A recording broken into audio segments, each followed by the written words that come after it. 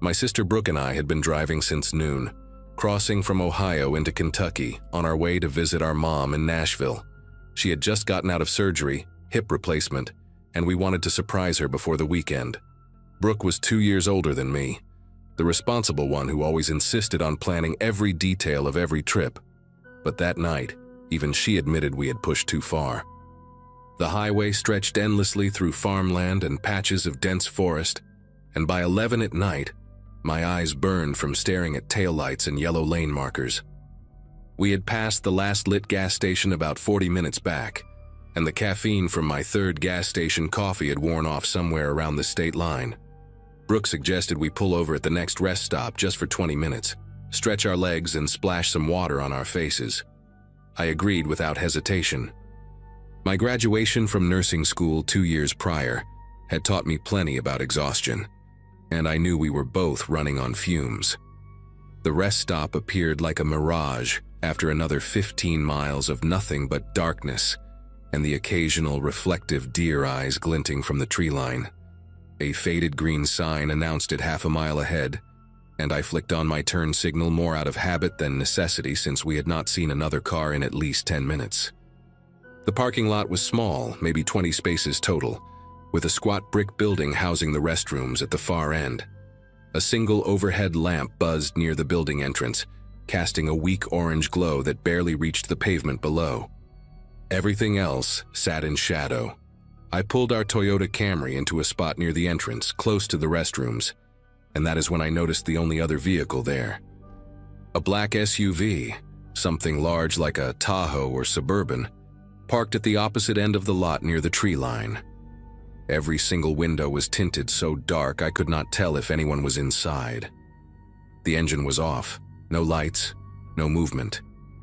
Brooke glanced at it and made a small sound in her throat, something between acknowledgement and unease, but neither of us said anything. We were too tired to read into things.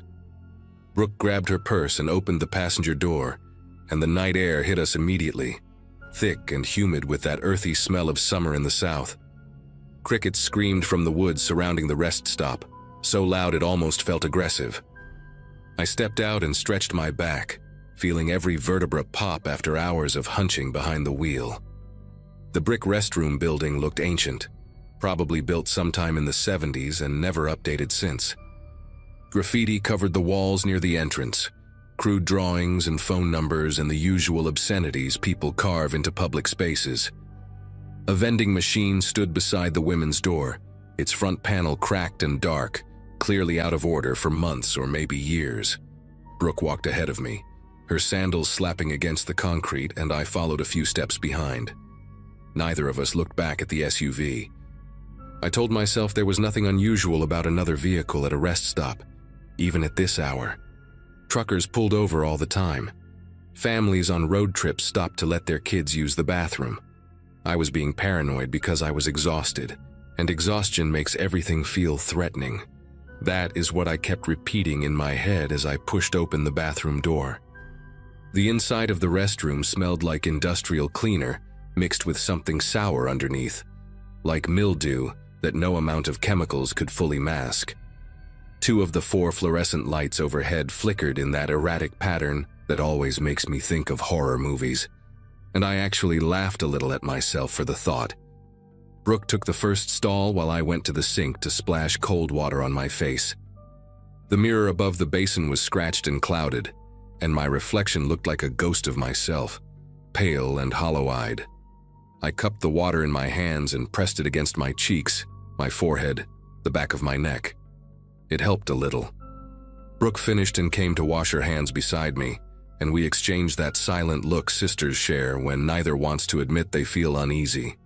We dried our hands on paper towels that felt more like sandpaper and headed back toward the exit. That is when I heard it. An engine turning over, low and rumbling coming from somewhere in the parking lot. I pushed the door open and stepped outside, and the black SUV that had been parked at the far end of the lot was now moving. Slowly, deliberately, it rolled across the empty spaces toward our car. Brooke grabbed my arm, her fingernails digging into my skin hard enough to leave marks. We stood frozen in the doorway of the restroom, watching as the SUV crept forward with its headlights off. just this massive black shape gliding through the darkness like a predator. It stopped directly behind our Camry, positioning itself so that its front bumper nearly touched our rear. The angle was precise, calculated, blocking our only clear path to the exit lane. My mind raced through explanations. Maybe the driver was just repositioning. Maybe they wanted to use the bathroom and preferred parking closer to the building.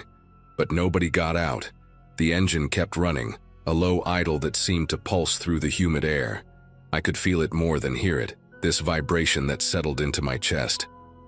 Brooke whispered my name, just barely, and her voice cracked on the second syllable. I did not look at her because I could not take my eyes off that SUV, waiting for a door to open, for some explanation that would make this make sense. We started walking toward our car, trying to keep our pace normal, like nothing was wrong. My keys were already in my hand, and I pressed the unlock button twice, watching the Camry's lights flash in response. 20 feet felt like 100. The SUV just sat there, engine humming, windows so dark I could not see even the outline of a person inside.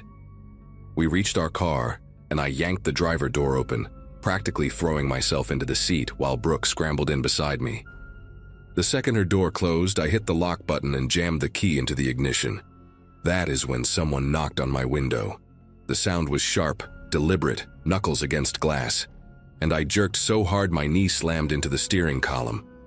A man stood beside my door, appearing from nowhere, or maybe he had been crouched beside the SUV the whole time. He was tall, wearing a dark hoodie despite the heat, and his face was partially obscured by the shadow of his hood. He knocked again, softer this time, and then he spoke through the glass. His voice was muffled, but I could make out the words. He said his car would not start, said he needed a jump, asked if we had cables. Everything about this was wrong, and I knew it. His car was clearly running, the engine still rumbling behind us, blocking our exit. I shook my head through the window without rolling it down, mouthing the word, sorry, pretending I did not understand. The man tilted his head slightly, and even though I could not see his eyes clearly, I felt them on me. He knocked again, harder this time, and pointed toward the SUV with his other hand, gesturing for me to get out. Brooke had her phone in her hand, trying to call someone, anyone, but I could see the screen from the corner of my eye. No signal, not even one bar. These rural stretches of Kentucky were notorious for dead zones, and we had driven straight into one. The man kept talking, his voice rising just enough to sound insistent, and then I saw movement in my side mirror. Another figure, shorter but broader, walking around the back of our car from the passenger side. He moved slowly, casually, like someone out for an evening stroll, but his path was deliberate. He was circling, positioning himself at Brooke's door. I turned the key and the engine came to life, and I have never been more grateful for a sound in my entire life. The man at my window stepped back just slightly, surprised maybe, or recalculating. I threw the car into reverse without thinking, my foot pressing the gas before my brain fully processed what I was doing. The Camry lurched backward, and I heard the sickening crunch of plastic and metal as my bumper connected with the SUV behind us. But I did not stop. I kept reversing, turning the wheel hard, trying to angle around the massive vehicle blocking our path. The SUV moved with us. Whoever was inside matched my movements, inching backward as I reversed, keeping that gap closed. It was like they had done this before, like they knew exactly how to trap a smaller car in a parking lot with no witnesses. The man at my window started jogging alongside us, slapping his palm against the glass, and his voice changed. Gone was the pretense of needing help. He was yelling now, demanding we stop, using words I will not repeat. Brooke was screaming beside me, telling me to go, just go. And I was trying, God, I was trying. But there was nowhere to go. Then headlights appeared on the highway. A pair of them, bright and distant, coming from the direction we had arrived. I saw them through the trees first, flickering between the branches, and then they swung onto the exit ramp leading into the rest stop. The reaction was immediate. The man at my window stopped slapping the glass and turned toward the approaching vehicle. The SUV behind us suddenly lurched backward, creating a gap it had refused to give us seconds before. I did not hesitate. I slammed the car into drive and floored the accelerator, aiming for that narrow opening between the SUV and the concrete barrier marking the edge of the parking lot. The Camry scraped against something. I heard metal shrieking against metal, but I did not care. We shot forward, and I yanked the wheel toward the exit lane just as a semi-truck pulled into the rest stop, its air brakes hissing as it slowed down. The driver must have seen us tearing out of there because his horn blasted, long and deafening, echoing across the empty lot. In my rearview mirror, I saw the SUV reversing rapidly toward the tree line, pulling back into the shadows where it had been waiting when we first arrived.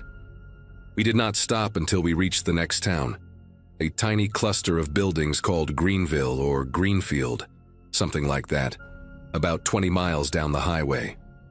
I pulled into the parking lot of a 24-hour diner, the kind with neon signs and truckers eating pie at the counter, and I put the car in park and just sat there. My entire body was shaking, this uncontrollable tremor that started in my legs and worked its way up through my chest and into my jaw.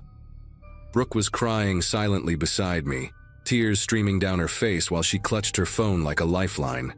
Neither of us spoke for what felt like 10 minutes. Finally, she looked at me and asked if that had really just happened, and I did not know how to answer her.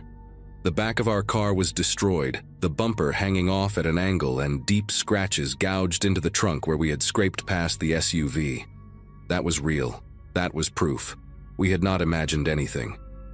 I wanted to call the police, but I did not even know where to begin. What would I say?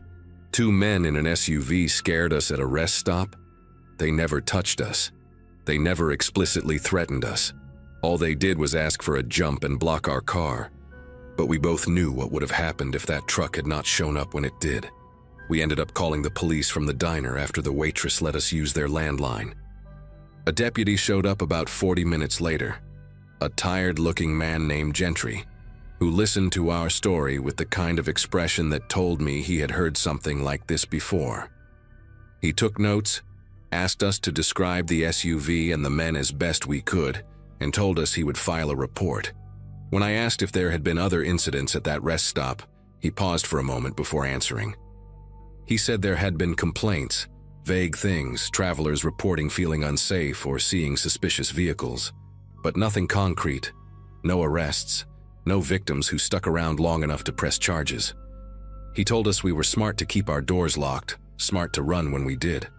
The way he said it made me feel sick, like he was congratulating us on surviving something that should not happen in the first place.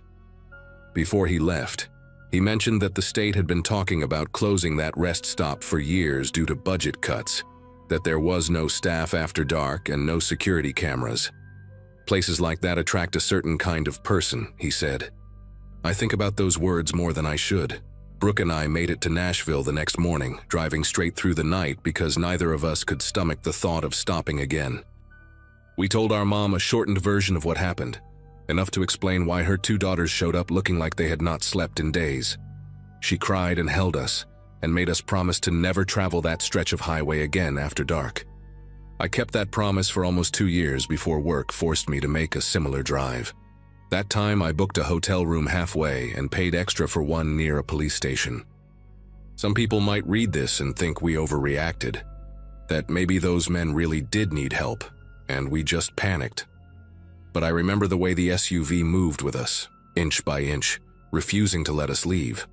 I remember the coordination between the man at my window and the one circling behind.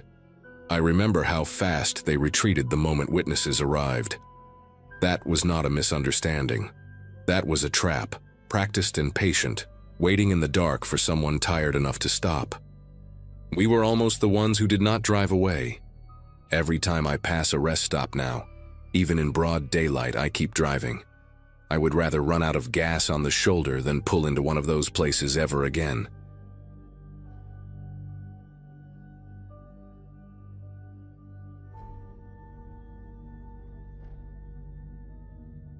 Friday nights usually meant overtime at the warehouse, and that November in 2014 was no different.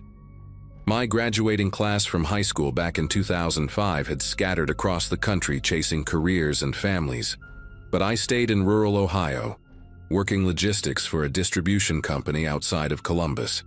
The pay was decent, the hours were brutal during peak season, and by the time my shift ended at 2 in the morning, the roads between the warehouse and my apartment were completely deserted. I preferred it that way. No traffic, no headlights in my mirrors, just me and the hum of my old Ford pickup cutting through the darkness. That particular Friday had been exhausting. 14 hours of loading trucks and dealing with a computer system that kept crashing every 20 minutes.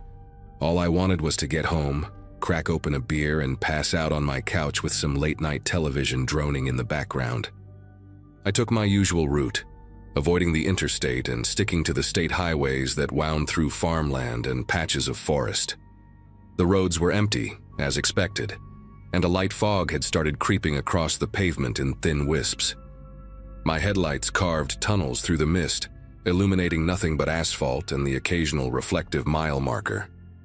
I had the radio tuned to some AM station playing old country songs, the kind my father used to listen to when I was a kid riding shotgun in his truck.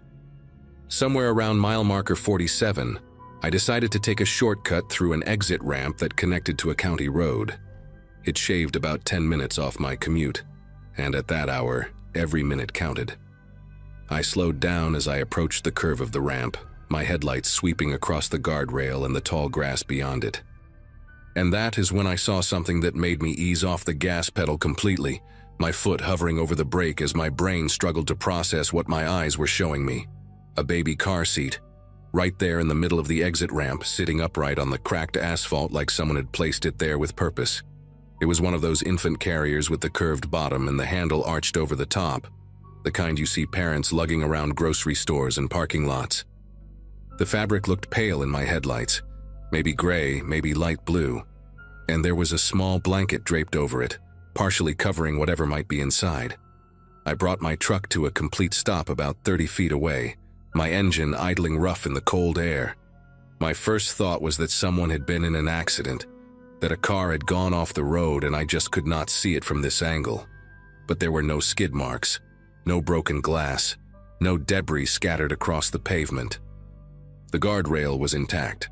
There was nothing, no vehicle, no person, no indication of how that car seat had ended up in the middle of a deserted exit ramp at 2:30 in the morning. I sat there with my hands on the steering wheel, staring at that seat through my windshield, and every instinct in my body started screaming at me in two different directions. Part of me wanted to throw the truck in park, run out there and check if there was actually a baby inside that carrier. Because if there was, if some infant had been abandoned out here in the freezing November night, I could not just drive away. That is not the kind of person I am. But another part of me, a deeper and more primal part, was telling me that something about this whole situation was wrong. The placement was too deliberate. The exit ramp was too remote. I looked around, scanning the darkness beyond my headlights, and that is when I noticed the embankment on the right side of the road. Tall grass, dead and brown from the autumn frost, stretched up a slight hill toward a tree line about 50 yards away. And in that grass, barely visible in the ambient glow from my truck, I saw movement. Just a subtle shift, like someone or something adjusting their position. My grip tightened on the steering wheel. I did not move. I just sat there, engine running, headlights pointed straight at that car seat, and I watched. The movement in the grass had stopped, but now that I knew where to look, I could make out a shape crouched low among the weeds. It was definitely a person. I could see the outline of shoulders, the curve of a head ducked down like they were trying to stay hidden. My heart started pounding so hard I could feel it in my throat. I thought about honking my horn, about rolling down my window and yelling out to ask if someone needed help, but something kept me from doing it. Instead, I reached over to the passenger seat where I kept a heavy flashlight, one of those metal ones that took 4D batteries and could double as a weapon if needed. I grabbed it and pointed it toward the embankment without turning it on, just holding it, feeling its weight in my hand. The figure in the grass still was not moving. Whoever it was, they were waiting for me to get out of my truck. That realization hit me like a punch to the chest. This was a trap. The car seat, the empty road, the complete absence of any other vehicle or explanation. It was all designed to make someone stop, to make someone get out. I had heard stories like this before, urban legends passed around at work or shared on the internet. Tales of criminals using fake emergencies to lure good Samaritans into vulnerable positions. Carjackings, robberies, worse. I always figured those stories were exaggerated, the kind of paranoid warnings that bored people spread around to scare each other. But sitting there on that exit ramp, staring at a baby seat that had no business being there while a stranger hid in the brush 20 feet away, those stories did not feel like legends anymore. I slowly moved my foot from the brake to the gas pedal, keeping my eyes locked on the embankment. And then I saw a second shape rise slightly from the grass, further up the hill, closer to the tree line. There were at least 2 of them out there. My mouth went dry. I pressed the gas pedal gently, just enough to start rolling forward, and I angled my truck to go around the car seat on the left side where there was a gap between the carrier and the guardrail. I did not want to run it over. Some irrational part of my brain still wondered if there might actually be an infant inside, even though logic was screaming at me that this was all staged. As my truck crept forward, the first figure in the grass suddenly stood up. It was a man, tall and lean, wearing dark clothes and something covering the lower half of his face, like a bandana or a gaiter pulled up to his nose. He did not run toward me, did not yell, did not do anything dramatic. He just stood there and watched my truck roll past, his eyes catching the reflection of my headlights for just a second. That calm, patient stillness was more terrifying than if he had charged at my door. He looked like someone who had done this before, someone who knew that not every target would take the bait, and he was already calculating his next move. I cleared the car seat and punched the gas, my tires squealing against the cold pavement as I accelerated down the rest of the exit ramp.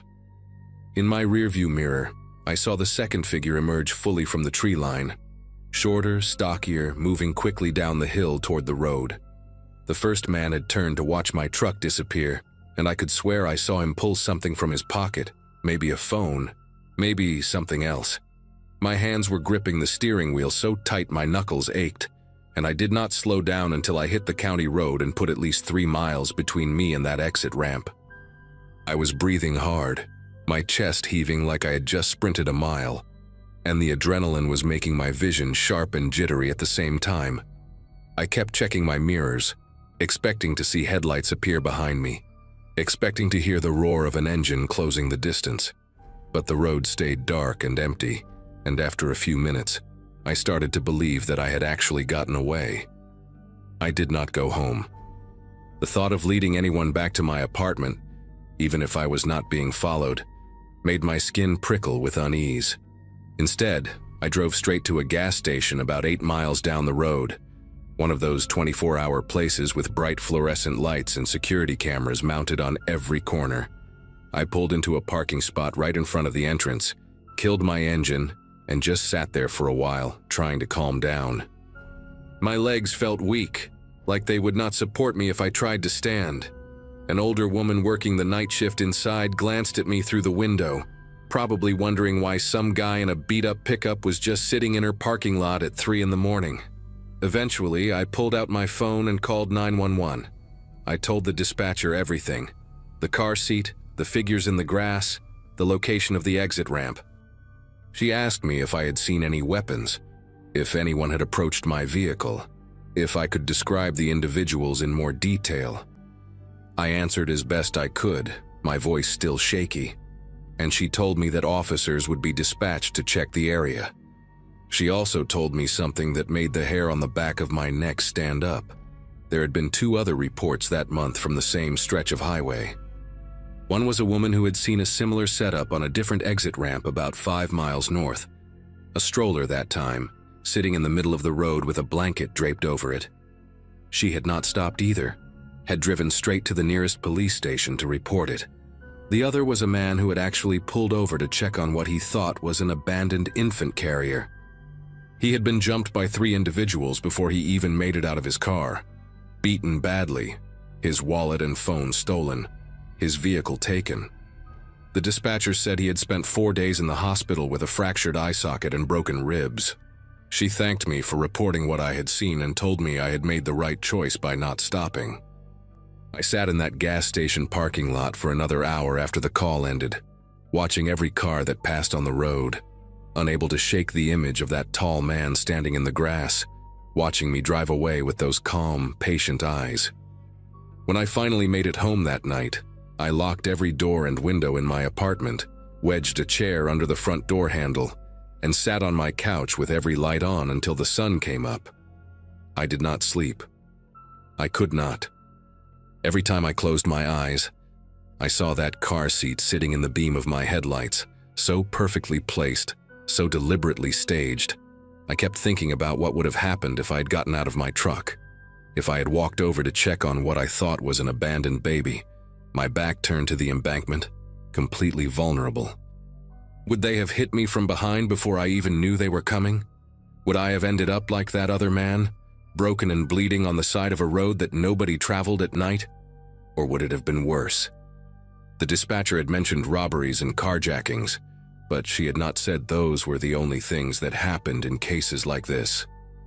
She had left a lot unsaid, and my imagination filled in the gaps with possibilities I did not want to consider. The police called me back 2 days later. A detective named Holloway told me they had found the car seat still on the exit ramp when officers arrived, but whoever had been hiding in the grass was long gone. They recovered footprints in the mud along the embankment, at least 3 distinct sets confirming there had been more people out there than I had even seen. The car seat itself was empty, just a prop, purchased secondhand according to a faded tag still attached to the handle. No fingerprints, no DNA, nothing that could identify who had set the trap. Holloway said they had increased patrols on that stretch of highway, but he was blunt with me. These kinds of operations were hard to catch because the people running them knew how to disappear fast. He told me I was lucky, that my instincts had probably saved my life that night. I thanked him and hung up, but the word lucky did not sit right with me. I did not feel lucky. I felt hunted.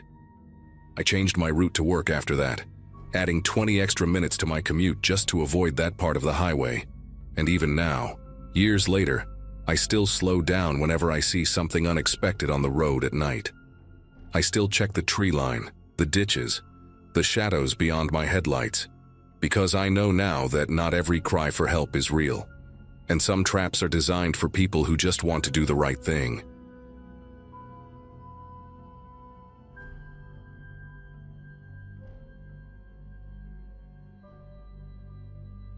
Nobody warns you about the silence. That particular kind of silence you only find on rural highways past midnight, where the road stretches like a black ribbon into nothing, and your headlights feel like the last source of light left in the world. I was driving from Portland to Boise that night, a 6-hour haul I had done maybe a dozen times before to visit my brother and his family. My daughter had just started kindergarten that fall, which meant I was officially part of that generation of adults who remember life before smartphones, but now cannot function without GPS.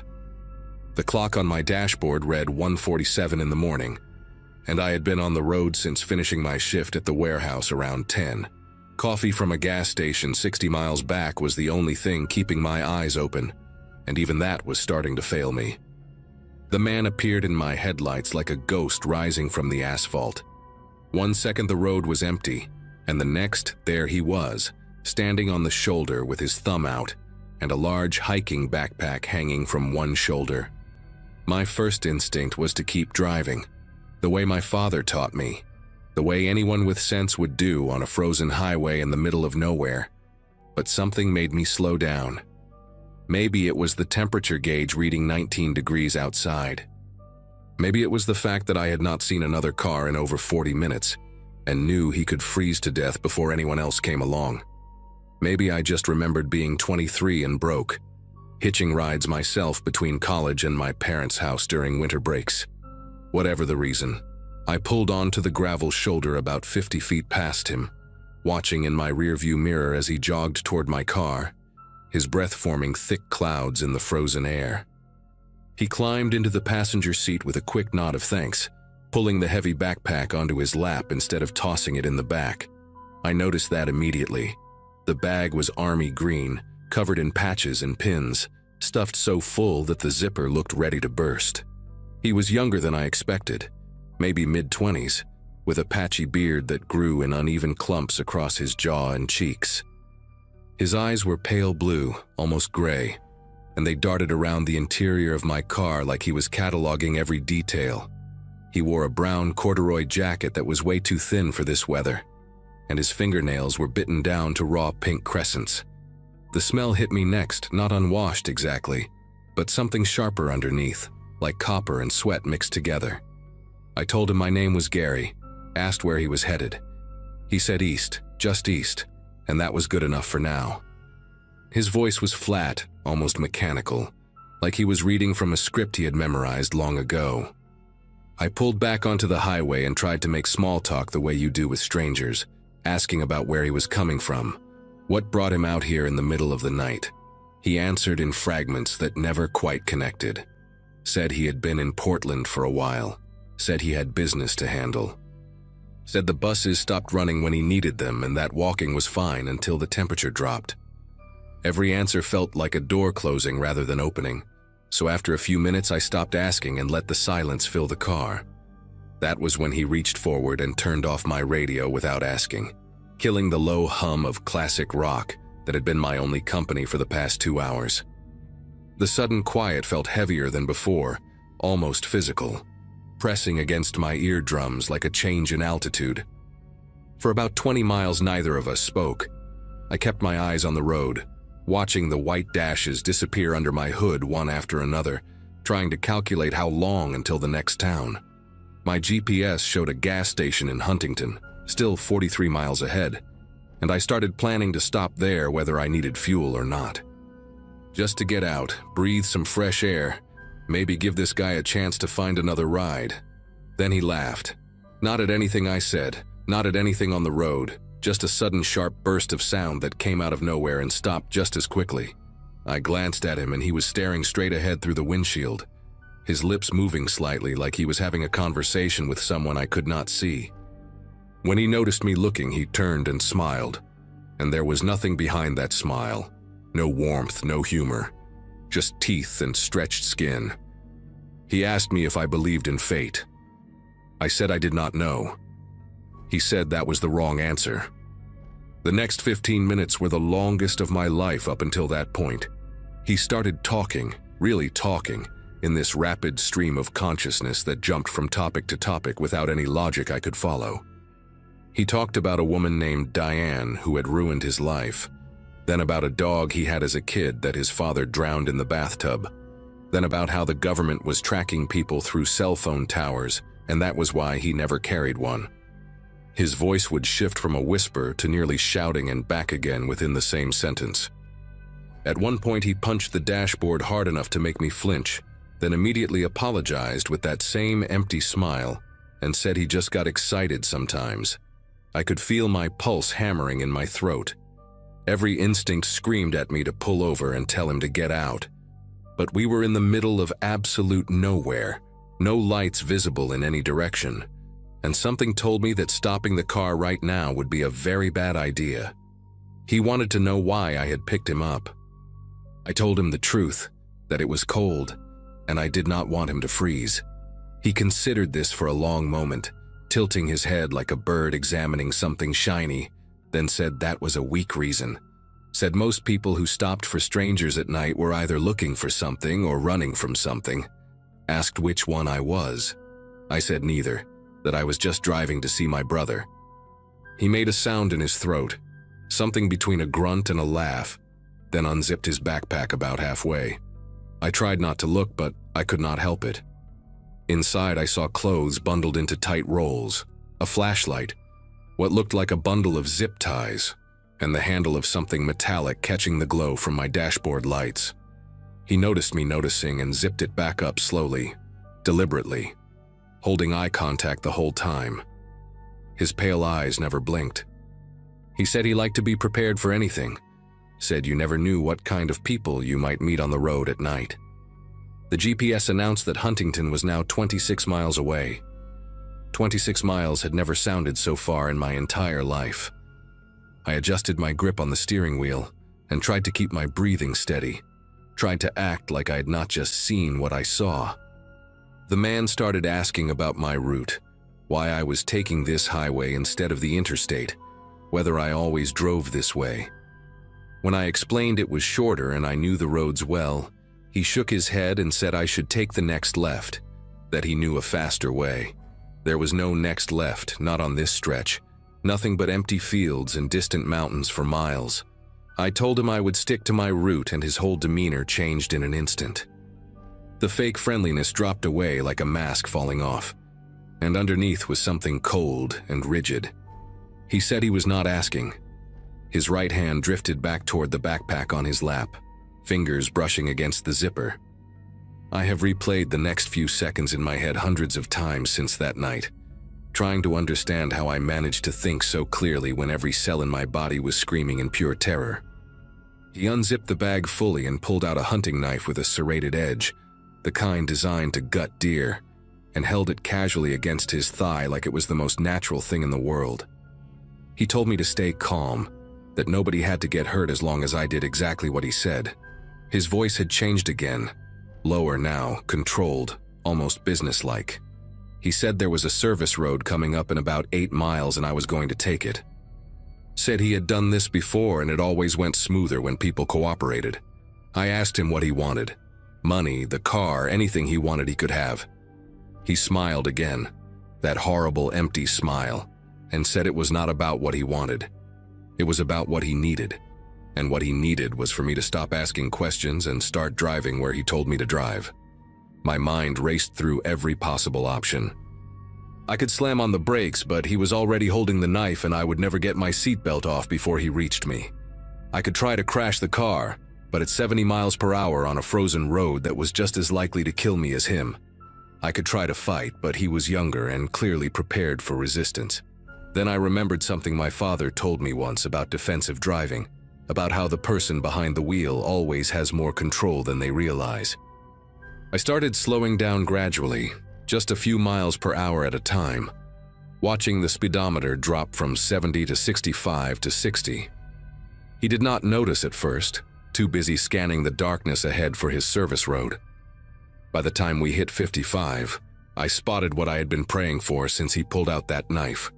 Headlights in my rearview mirror coming up fast, maybe half a mile back. Another car, the first one I had seen in over an hour. I made a decision right then that would either save my life or end it. I waited until the headlights were close enough that I could tell it was a truck, something big, 18 wheels maybe. Then I did 3 things in rapid succession. I slammed my hand down on the horn and held it there. I flicked my headlights from low to high beam over and over, and I started swerving across both lanes in a pattern that no sober driver would ever make. The man screamed at me to stop, lunging forward with the knife, but my swerving threw off his balance, and the blade caught the fabric of my jacket sleeve instead of my arm. The truck behind us responded exactly the way I hoped, laying on its own horn and flashing its lights, then pulling up alongside us in the oncoming lane. I could see the driver, a heavy-set man with a beard, his face twisted in confusion and concern as he tried to figure out what was happening. I pointed frantically at my passenger, mouthing the word help over and over, and I watched understanding dawn on the trucker's face. He grabbed something from his dashboard, a radio, and started talking into it while matching my speed. The man in my passenger seat went completely still, watching the truck with those pale, dead eyes, calculating his odds. Then he did something I did not expect. He started laughing, a high-pitched wheeze that sounded like air escaping from a punctured tire. He told me I was smarter than the others, said most people just did what they were told until it was too late. Then he reached over and pulled the door handle while we were still moving at 40 miles per hour. The door flew open, and the wind rushed in like a living thing, filling the car with noise and frozen air. He looked at me one last time, still smiling that terrible smile, and said he would remember my face. Then he tucked the knife back into his bag, clutched the backpack to his chest, and threw himself out of my moving car into the darkness beyond the shoulder. I slammed on the brakes so hard the anti-lock system screamed beneath my feet. The truck pulled over ahead of me and the driver came running back, asking if I was okay, saying he had already called the state police on his CB radio. I could not answer him. I just sat there behind the wheel, staring at the open passenger door swinging gently in the wind, my whole body shaking so hard I could hear my teeth rattling against each other. When the police arrived 20 minutes later, they searched the area for over an hour with flashlights and dogs. They found nothing. No footprints in the frozen grass, no blood, no sign that anyone had ever been there at all. The officer who took my statement said it was possible the man had a vehicle stashed nearby, that predators like that often planned escape routes in advance. He also told me that I was lucky, that 3 women had gone missing on this same stretch of highway over the past 2 years. They never found them. I made it to my brother's house by sunrise, and I have not driven that road at night ever again. Sometimes I still dream about those pale eyes watching me from the shoulder of some empty highway, thumb out, waiting for the next person kind enough to stop.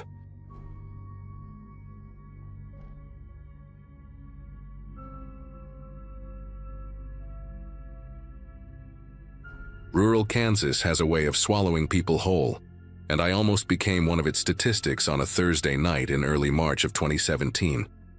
I had been driving for about 5 hours straight, heading back to Denver after a cousin's funeral in Topeka. One of those obligations where you barely knew the person, but your mom guilts you into showing up anyway.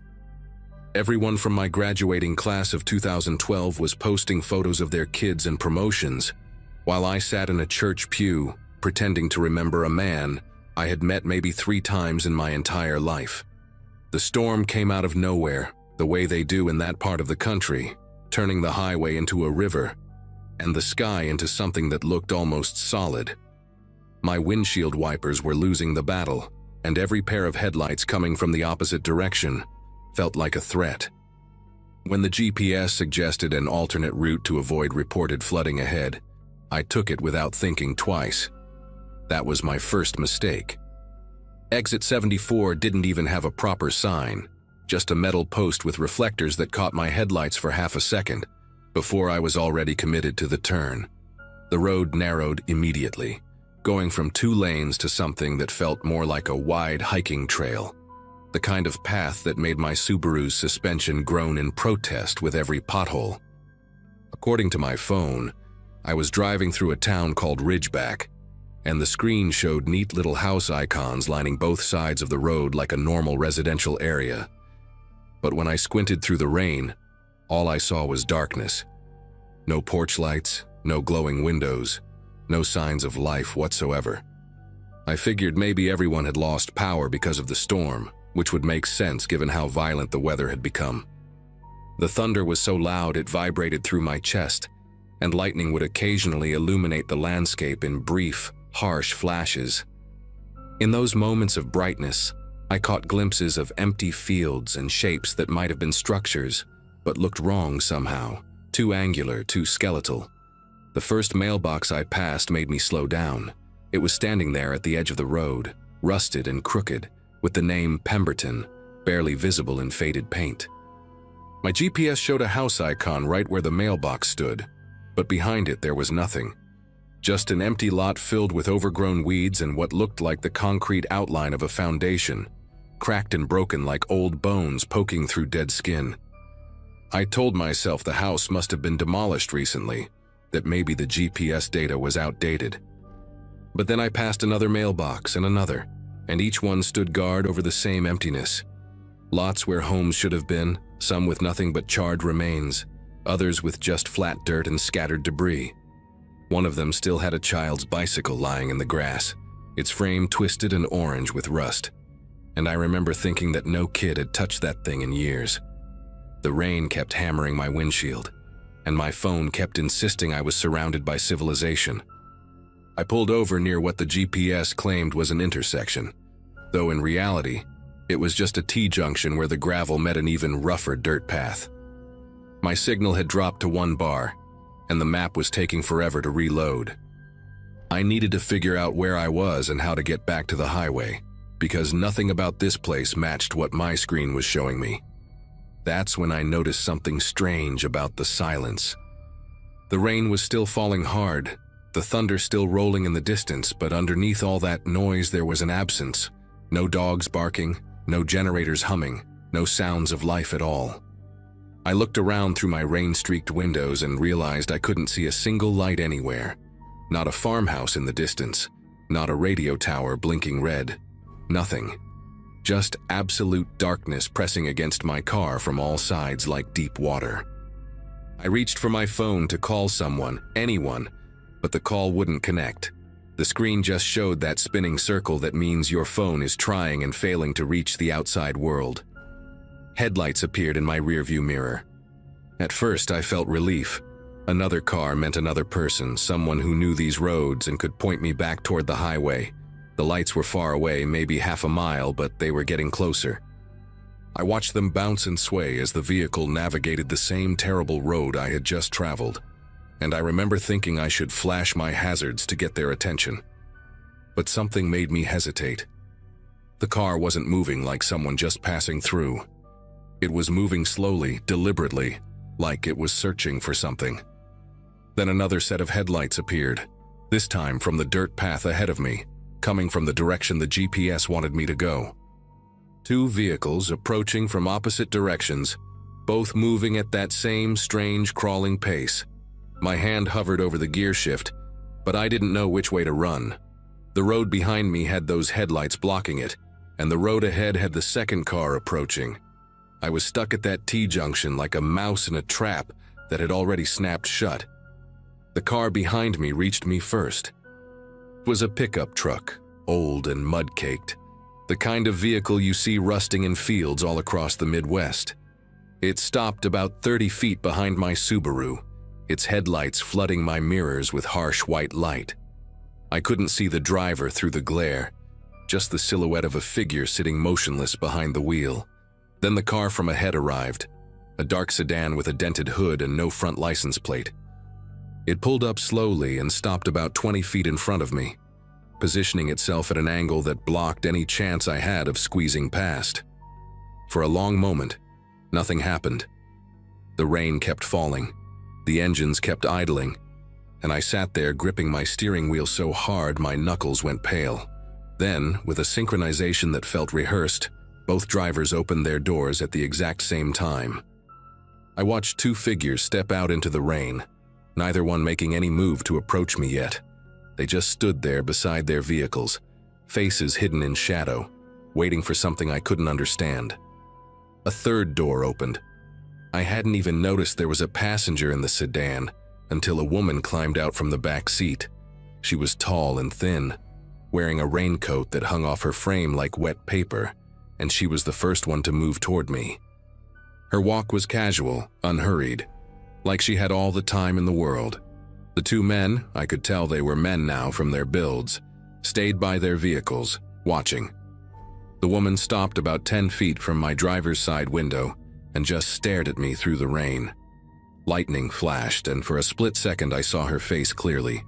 She looked ordinary, maybe in her 50s, with short gray hair plastered to her forehead and an expression that was completely blank. No anger, no threat, no emotion at all. That emptiness scared me more than anything else. She raised one hand slowly and made a cranking motion, telling me to roll down my window. I shook my head no and reached for my phone again, even though I knew it was useless. She watched me fumble with the device, and something close to amusement flickered across her face before it went blank again. The man from the pickup truck started walking toward me too. He was younger than the woman, maybe in his 30s, with broad shoulders and a thick beard that caught rainwater and held it. He positioned himself on the passenger side of my car, and now I had two people flanking me while the third man stayed by the sedan. My doors were locked. I had checked 3 times by this point, but that felt like such a pathetic defense against whatever was happening. The woman leaned closer to my window and said something I couldn't hear through the glass and the rain. I shook my head again, pointing at my ear like I didn't understand, which was true. She smiled then, just for a moment, and knocked on the glass with her knuckle. Not hard, not aggressive, just a polite little tap like she was visiting a neighbor. The bearded man mirrored her on the other side, tapping at the passenger window with the same casual rhythm. They were patient. They knew I had nowhere to go, and the way they looked at me through those rain-streaked windows made it clear they had done this before. I thought about my options while they stood there in the rain, watching me like I was a fish in a tank. I could try to ram one of the vehicles, but my Subaru wasn't built for that kind of impact, and their cars were positioned too precisely for me to get around them. I could honk my horn and hope someone heard, but there was no one to hear. That much was obvious.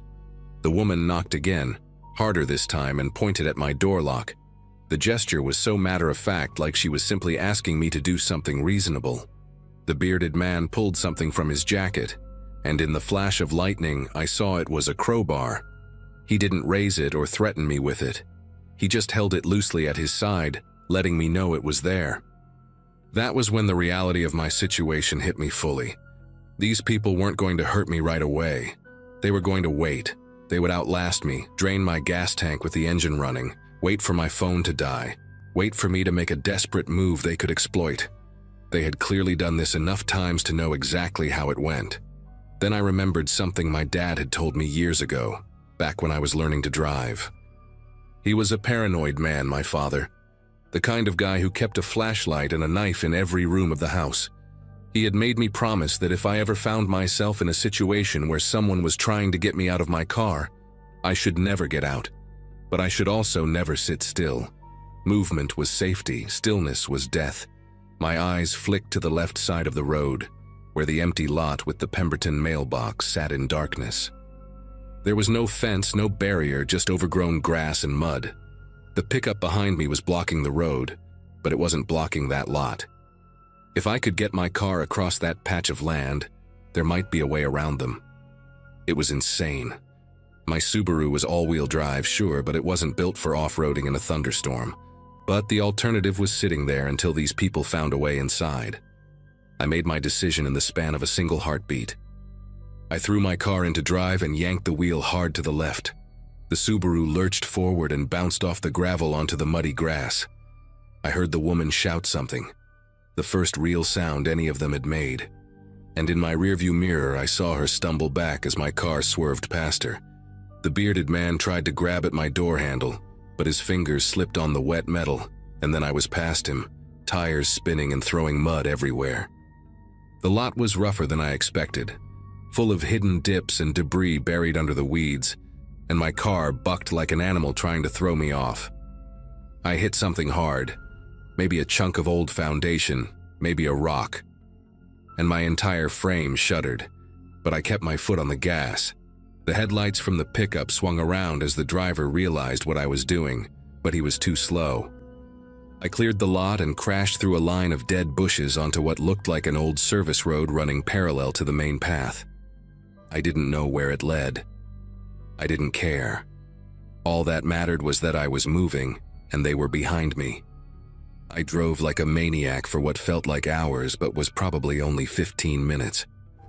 The service road connected to another gravel path, which connected to a slightly better road, which eventually, mercifully, brought me to a state highway with actual lane markings and working streetlights. I pulled into the first gas station I found, a little 24-hour place with bright fluorescent lights and a bored teenager behind the counter, and I sat in the parking lot crying for 10 minutes before I could make myself go inside. I bought a coffee I didn't drink, and asked the kid if he knew anything about Ridgeback. He looked at me like I was crazy and said he had never heard of it. I went back to my car and checked my phone, 4 bars of signal now, and searched for the town online. What I found made my hands go numb. Ridgeback had been a real place once, a small farming community that had dried up in the 80s when the local industry collapsed. Most of the residents had left, but a few families had stayed behind, becoming increasingly isolated, and, according to one old news article I found, increasingly hostile to outsiders. There had been disappearances, investigations that went nowhere, rumors about people who drove through and never came out the other side. I filed a police report the next morning at a station 2 counties over. The officer who took my statement was polite but skeptical, the way cops get when they think you're wasting their time. He said he would look into it, but the way he said it told me nothing would come of it. A few weeks later, I got a call from a detective who asked me to describe the vehicles and the people again. He told me there had been other reports over the years. Travelers who had gotten lost near Ridgeback during storms, who had encountered people on the roads who tried to get them to stop. Most of those travelers had not been as lucky as me. He thanked me for the information and said the investigation was ongoing, but I never heard from him again. That was 8 years ago. I still drive for work sometimes, crossing through Kansas and Nebraska and the empty places in between. But I never take shortcuts anymore. I never trust the GPS when it tells me there's a faster way, and whenever I see an exit with no proper sign, just a metal post with faded reflectors, I keep my eyes on the road ahead, and I do not slow down.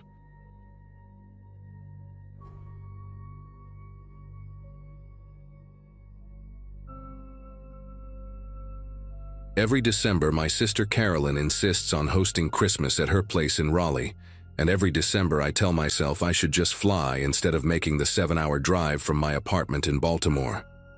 But flights during the holidays cost more than my monthly rent, and besides, I actually enjoy the solitude of a long night drive, or at least I used to. That particular Friday, I left work around 8 in the evening, later than I wanted because a server migration at the IT company where I work decided to crash right before I clocked out. By the time I merged onto I-85 heading south, most of the traffic had thinned out, leaving me alone with the hum of my tires on asphalt and a podcast about unsolved disappearances that seemed fitting for the dark stretch ahead.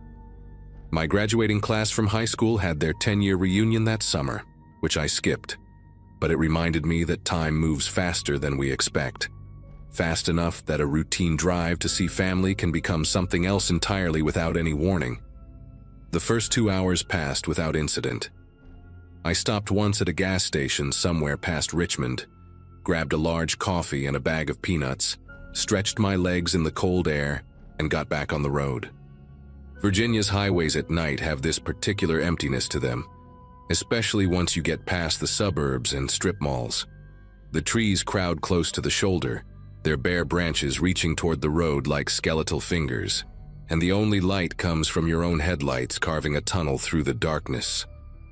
I had the heat cranked up, my coffee wedged in the cup holder, and I was half listening to a story about a hiker who vanished in the Cascades when I first noticed headlights appear in my rearview mirror. At that hour, seeing another car was almost comforting. Proof that I was not the only person awake in this corridor of nothing. I remember glancing at the clock on my dashboard, 11:47. I remember thinking the other driver was probably just as tired as me, just as eager to reach wherever they were going. I had no idea that those headlights would become the only thing I could think about for the next 3 hours. At first, I did not pay much attention. Cars follow other cars on highways, that is how roads work. But after about 10 minutes, I noticed the headlights were unusually bright, the kind of aggressive high beams that people forget to switch off when they approach other vehicles. The light flooded my rearview mirror and bounced off my side mirrors, creating this blinding halo effect that made it difficult to see anything behind me, except white glare. I tilted my rearview mirror down to reduce the reflection, a trick my father taught me when I first learned to drive. That helped a little, but I could still feel the intensity of the light pressing against the back of my head, washing out everything in my peripheral vision. I figured the driver was either oblivious or inconsiderate, the type of person who cruises in the left lane with their high beams on, because they simply do not care about anyone else. I sped up slightly, hoping to put some distance between us and signal that they were too close. The car behind me sped up too. I eased off the gas, dropping from 75 to 65. The headlights maintained the exact same distance, close enough to swallow my entire rear window in light. That was when a small knot began to form in my chest. I told myself I was being paranoid, that highway driving at night can play tricks on your perception, that distances are hard to judge when the only reference points are your own headlights and the reflective lane markers blurring past.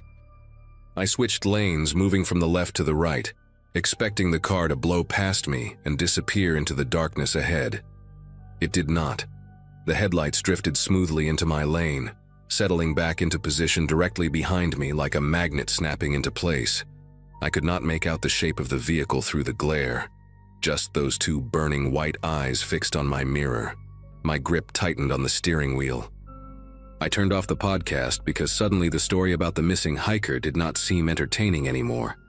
The silence in the car felt heavy, interrupted only by the drone of my engine and the rhythmic thump of tires crossing expansion joints in the pavement.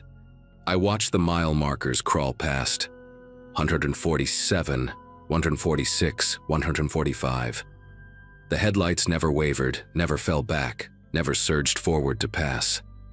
They just stayed there, locked onto me like I was the only thing on this road that mattered. I decided to test my theory. An exit sign appeared ahead. Exit 142, some town I had never heard of called Bracy. I flicked on my turn signal, watching the mirror carefully for any reaction. The car behind me did nothing. No signal, no movement to pass, just that unwavering wall of light. I began to merge toward the exit ramp, slowing down as the lane curved away from the interstate. For a moment, I felt relief wash through me. The headlights were continuing straight, staying on I-85, and I was about to prove to myself that I had been acting like a paranoid fool who had watched too many true crime documentaries. Then, at the last possible second, the car swerved onto the exit ramp behind me. No turn signal, no gradual merge, just a sharp cut across the painted lines that made my heart lurch into my throat. The tires on the other vehicle actually squealed against the asphalt. Whoever was driving had made a split-second decision to follow me, and they had done it with the kind of aggressive precision that left no room for coincidence. I was no longer on a highway with other potential witnesses.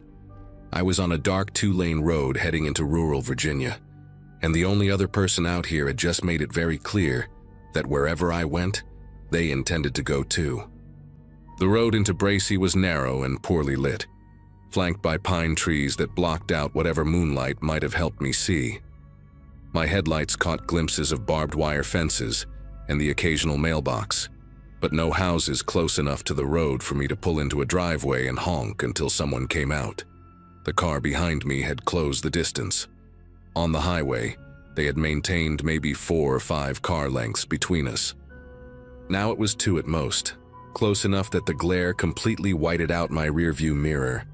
I could feel the heat of their headlights on the back of my neck, or maybe I was imagining it, but the sensation was real enough to make me hunch forward in my seat. I fumbled for my phone with one hand, keeping my eyes locked on the winding road ahead. The screen lit up and I saw what I had been dreading. 1 bar of signal, flickering in and out like a dying heartbeat. I tried to call 911 anyway. The call failed before it even connected. I tried again, pressing the phone against my ear so hard it hurt. Nothing, just dead air and the glow of no service replacing my hope. The car behind me honked once, a long, sustained blast that echoed through the empty countryside like a warning shot. I pressed the accelerator harder, pushing my old Subaru Forester past 50 on a road that was probably meant for 35. The engine groaned in protest, but the speedometer climbed. 55. 60. The trees blurred into dark walls on either side of me, and I gripped the wheel with both hands, terrified of missing a curve and wrapping myself around a telephone pole. Behind me, the other car matched my speed effortlessly. When I accelerated, they accelerated. When I took a curve too fast and had to brake, they braked at the exact same moment, maintaining that suffocating distance like we were connected by an invisible tow cable. I started talking to myself out loud, something I do when I am scared and need to hear a human voice even if it is my own. Okay, think. There has to be a gas station, a store, something open. Just find lights, find people. But Bracy at midnight was a ghost town. The few buildings I passed were shuttered and dark. A closed hardware store, an abandoned feed supply warehouse, a church with no cars in the parking lot. I was alone with whoever was behind me, and they knew it. Then the road curved sharply to the left, and I saw a faint glow ahead, a fluorescent sign buzzing against the darkness. It was a small convenience store, the kind that sells cigarettes and lottery tickets and stays open late for truckers passing through. The parking lot was empty, except for one pickup truck near the entrance, probably belonging to whoever was working the register. I did not slow down to think about whether this was a good idea. I just yanked the wheel to the right and skidded into the parking lot, my tires spraying gravel as I came to a stop directly in front of the glass doors. I expected the car behind me to follow, to pull in beside me and reveal whoever had been hunting me for the past half hour. Instead, something worse happened. The car slowed as it approached the parking lot entrance, and for the first time, I got a partial look at it through my driver's side window. A dark pickup truck, maybe black or dark blue, with a lifted suspension and some kind of metal guard on the front bumper. It did not pull in, it just stopped at the edge of the lot, headlights still blazing, engine idling, waiting, watching. The driver did not get out, did not honk, did not do anything except sit there like a predator who had cornered its prey and was deciding what to do next. I threw open my door and ran inside the store, nearly tripping over my own feet as I pushed through the glass entrance. A bell chimed overhead, absurdly cheerful given the circumstances. The man behind the counter looked up from his phone with the tired expression of someone who had seen too many late-night weirdos to be surprised by anything. He was maybe 60 years old, with a gray beard that needed trimming and a faded camouflage jacket that suggested he spent his free time hunting deer rather than dealing with panicked strangers.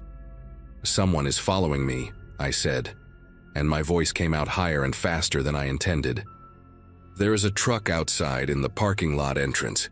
He has been chasing me since the highway. I need to call the police." The man, his name tag said Earl, leaned sideways to peer through the window behind me. His expression shifted from boredom to something harder, more alert. "Dark truck, lifted, got a brush guard on the front?" I nodded, unable to speak. Earl reached under the counter and pulled out a cordless phone, punching in numbers with practiced ease. "Yeah, this is Earl over at the Quick Stop on Route 58. Got a situation here.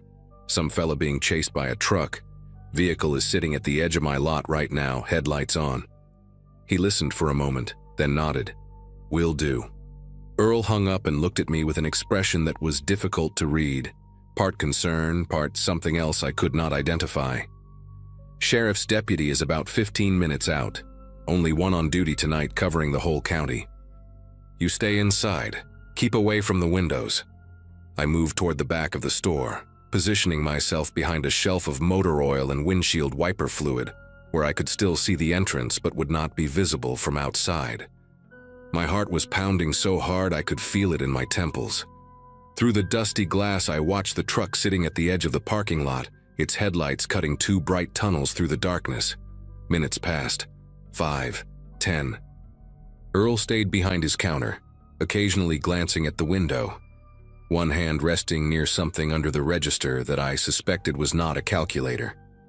Neither of us spoke. The silence was broken only by the hum of the refrigerator cases and the distant ticking of a clock I could not see. Then, without warning, the truck's headlights flicked off. The engine revved once, a deep guttural sound that echoed across the empty lot, and the vehicle reversed slowly, deliberately, back onto Route 58. I watched its taillights disappear around a curve, swallowed by the night. But I did not feel relief. Whoever had been driving that truck had not given up. They had simply decided that tonight was not the night, that pursuing me further with a witness present and police on the way was not worth the risk. They had made a calculation, and that terrified me more than anything else. The deputy arrived 20 minutes later, a young woman named Faulkner with short brown hair and a no-nonsense demeanor that made me feel slightly safer just standing near her. I gave my statement twice, describing everything from the moment I first noticed the headlights on I-85 to the truck's deliberate retreat. She wrote it all down in a small notebook, asking clarifying questions without any hint of skepticism, which I appreciated more than I could express. When I finished, she closed the notebook and looked at me directly. "You are not the first person to report something like this on that stretch of highway," she said, and those words landed like a punch to the chest. "We have had 3 or 4 similar incidents over the past 2 years. Always late at night, always a lone driver, always that same general description of the vehicle. Dark pickup, lifted brush guard. We have never been able to identify the driver or catch them in the act." She paused, choosing her next words carefully. "My advice? Do not drive that route alone at night anymore. Take the longer way through Durham next time, even if it adds an hour. And if you ever see those headlights again, do exactly what you did tonight. Find people, find lights, and call us immediately." I nodded, feeling numb. The idea that someone was out there, repeatedly doing this, picking off lone drivers like a sport, made me want to never get behind the wheel again. Earl let me stay at the store until I felt steady enough to drive. I called my sister around 2 in the morning, waking her up to explain why I would be arriving much later than planned. Carolyn wanted me to wait until daylight to finish the trip, but I could not stomach the thought of sitting in that parking lot for another 5 hours, jumping at every set of headlights that passed on the road outside. Deputy Faulkner offered to escort me back to I-85, and I accepted without hesitation. She followed me in her cruiser for about 30 miles, her presence a comforting glow in my rearview mirror, until she finally flashed her lights once and took an exit back toward Bracy. The rest of the drive to Raleigh was uneventful, but I kept my speed at exactly the limit, my eyes constantly flicking between the road ahead and the mirror behind me. I arrived at my sister's house just after 4 in the morning, exhausted and shaken in a way that coffee and sleep would not fix. That Christmas was subdued. I told Carolyn the whole story, and she made me promise to fly next year no matter what the tickets cost. I agreed. Some savings are not worth the price you might pay for them.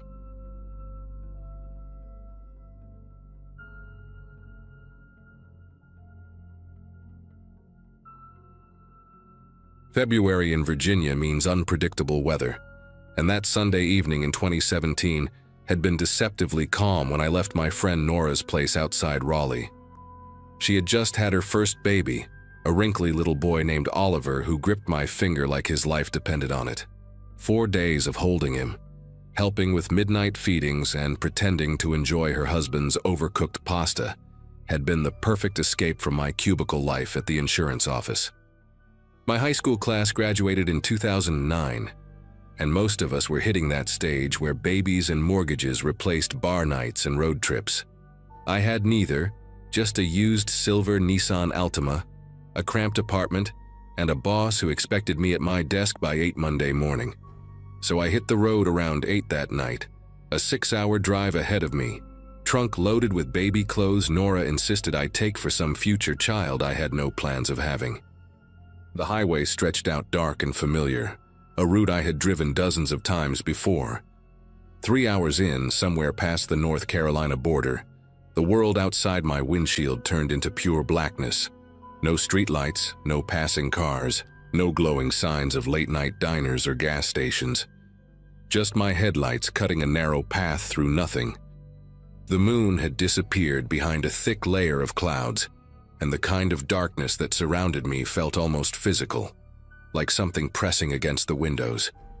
My phone had lost signal about 20 minutes back, but that was normal for this stretch. It always came back near the next town. I was scanning through radio stations, catching bits of static and twangy country songs, when the steering wheel tugged hard to the right. Then came that awful sound, the rhythmic thump-thump-thump that meant only one thing. I gripped the wheel tighter and guided the limping car toward the shoulder, gravel crunching under the tires as I slowed to a stop. The dashboard clock read 11:47, and I sat there for a moment in the sudden silence, my headlights illuminating nothing but empty road and scraggly trees. I popped the trunk and stepped out into the cold, immediately regretting that I had left my heavier jacket at Nora's. The air had that raw February bite, the kind that sneaks through fabric and settles into your bones. I walked to the back of the car, the crunch of gravel under my sneakers impossibly loud in the silence, and stared at the rear passenger tire. Completely deflated, the rim almost touching the ground. I had changed a tire exactly once in my life during a driver's ed class in high school, but I remembered the basics. Spare tire jack, lug wrench. I was pulling the spare from the trunk when I noticed headlights in the distance behind me, 2 small dots growing slowly larger. Out here, another car felt almost miraculous. I watched as the vehicle approached, expecting it to pass by, maybe slow down to see if I was okay. Instead, it pulled onto the shoulder about 30 feet behind my Altima, headlights blazing directly at me, and stopped. For a few seconds, nothing happened. The car just sat there, engine running, high beams washing everything in harsh white light that made me squint. Then the driver's door opened and a figure stepped out. A man, tall and lanky, wearing a dark jacket and jeans. He walked toward me with a pace that felt deliberate, not quite hurried but purposeful, his face obscured by the glare behind him. "Car trouble?" he called out when he was about 15 feet away, his voice friendly enough but cutting through the silence in a way that made my shoulders tense. I nodded, holding the spare tire like some kind of pathetic shield.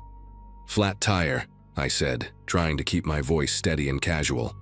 "I got it though, thanks for stopping." He kept walking closer, and as he moved out of the direct beam of his headlights, I could finally see his face. Maybe mid-40s, stubbled jaw, deep-set eyes that caught the light strangely. He smiled, but it was the kind of smile that seemed practiced, like something he had learned to do rather than felt. "Nonsense," he said, already reaching for the spare tire in my hands. "A lady shouldn't have to do this alone out here. Let me help." I did not want his help. Every instinct in my body was screaming at me to get back in my car, lock the doors, and wait for literally anyone else to come along. But there is this thing that happens to women, this awful programming that society drills into us, where we prioritize being polite over being safe. I did not want to seem rude, paranoid, or ungrateful. So I let him take the spare, let him crouch down by the flat tire, let him position the jack underneath the frame, even though his movements seemed oddly slow, like he was stretching the task on purpose. "Name's Gene," he said without looking up. "You picked a bad spot to break down. Nothing for miles out here." I told him my name was Michelle, which was a lie. My real name is Courtney, and thanked him again for stopping. He glanced up at me then, those deep-set eyes reflecting my taillights, and asked where I was headed. Something about the question felt wrong, too personal, but I mumbled something about visiting family up north. He nodded slowly, a small smile playing at his lips. "Long drive," he said, "all by yourself." The way he said it made the hair on my arm stand up despite the cold already doing that. I took a step back toward my driver's door, wanting to be closer to the interior of my car, to my purse where my useless phone sat, to anything familiar. Gene noticed. He stood up abruptly, abandoning the jack, and took a step that put him directly between me and my door. "Where are you going?" he asked, and his voice had shifted, still friendly on the surface but with something underneath, like a dog growling with its tail still wagging. "I just need to grab my flashlight," I said, the lie coming out shaky. He tilted his head, studying me in a way that felt like being dissected. "Headlights are bright enough," he said. "Why don't you come around here and hold this for me? Need someone to keep the lug nuts organized." He gestured toward the back of my car, toward the darkness beyond the reach of either vehicle's lights. I did not move. My legs felt rooted to the gravel, my heart pounding so hard I could hear it in my ears. Gene's smile faded slowly, like a mask slipping off, and for a long, horrible moment we just stood there staring at each other in the middle of nowhere. Then headlights appeared in the distance, coming from the opposite direction. Gene's head snapped toward them, and in that split second of distraction, I moved. I lunged for my car door, yanked it open, and threw myself inside, slamming it shut and hitting the lock button with my elbow. Gene was at the window immediately, his palm flat against the glass, that fake friendliness gone entirely now. His face had transformed into something cold and flat, his eyes empty in a way that made my whole body go rigid. "Open the door, Michelle," he said, using the fake name I had given him, his voice low and even. "You're being dramatic. I'm just trying to help you." I was fumbling for my keys, which I had stupidly left in the ignition, my fingers clumsy and uncooperative. The approaching car was getting closer, maybe a quarter mile away now. Gene looked at it, then back at me, and what I saw in his expression was calculation, pure, rational evaluation of his options. He slapped the window once, hard enough to make me flinch, then stepped back. He walked to my trunk, still open, and grabbed something. I could not see what from my angle. Then he moved to my rear tire, the one he had supposedly been fixing, and did something quick with his hands. I heard a metallic clang, the sound of the jack collapsing. He walked back toward his own car with an unhurried pace, like a man finishing a casual errand, and as he passed my window, he leaned down and looked directly at me. "See you down the road," he said, and I will never forget the way his mouth curved when he said it. Not a smile exactly, but something worse, something anticipatory. He got back in his car, a dark sedan I now noticed had no front license plate, and pulled back onto the highway heading the same direction I had been going. The other car passed by a few seconds later without slowing down, probably seeing nothing unusual about two vehicles on the shoulder. I sat there shaking, watching Gene's taillights disappear into the darkness ahead of me, realizing with growing horror that he was now somewhere on the road between me and home, waiting. I could not stay there, that much was clear. But I also could not drive forward on a destroyed tire, and going back the way I came meant hours of delay on unfamiliar roads with no cell signal. My hands were trembling so badly I could barely grip the steering wheel. I forced myself to breathe, to think. The jack was useless now, Gene had made sure of that, but maybe I could still put on the spare and limp to the next town. I sat in the car for another 5 minutes, watching for any sign of his headlights returning, before I worked up the courage to step back outside. The cold hit me like a slap. I moved fast, grabbing the lug wrench and crouching by the ruined tire. Gene had loosened the lug nuts but never actually removed them, and the jack lay crumpled on its side like he had kicked it. I tried to make it work anyway, pumping the lever with desperate energy, but the thing was bent beyond function. That was when I noticed something that made my stomach turn to ice. The flat tire had not blown out from road damage or wear. There was a clean slit in the sidewall, about 3 inches long. Deliberate. Surgical.